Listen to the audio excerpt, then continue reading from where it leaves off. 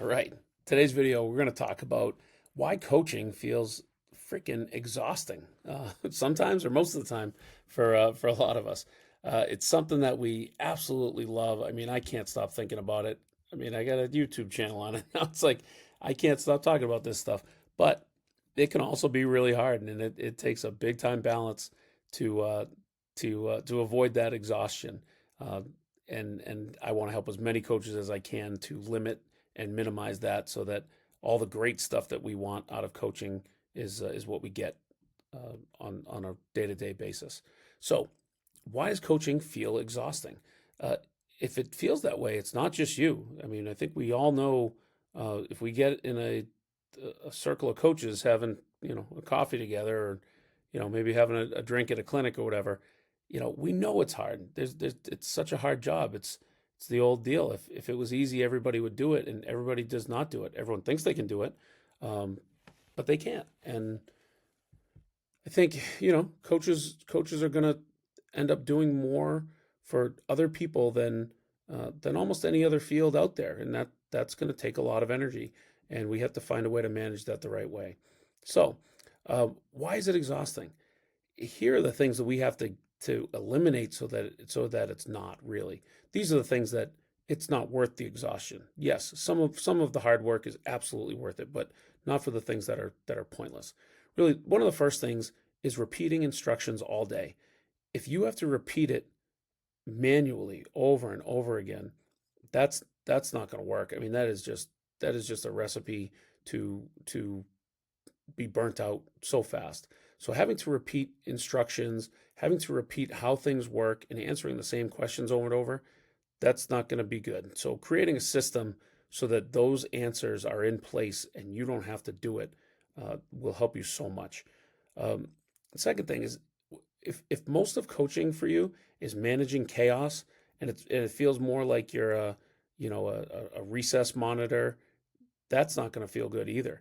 You want to get to the point where you are coaching, whether you're on the field as a sports coach, or you're in the weight room or training speed. You want to make sure that you are coaching technique and high level stuff and helping people reach their goals, not just managing if kids can tie their shoes right, and the programs being read correctly, and they're doing things safely, and everyone's treating each other right. We want to get beyond that. So that's going to be clearly exhausting for so many coaches if that's their day to day. So we want to make sure we're helping you there. If there's no system to fall back on, okay, basically we see a lot of coaches where they are the system. Their energy is what matters. Their speeches dictate, whether kids are fired up or not. And on the days where they look burnt out, everybody knows that they're burnt out, and the system fails because they are the system.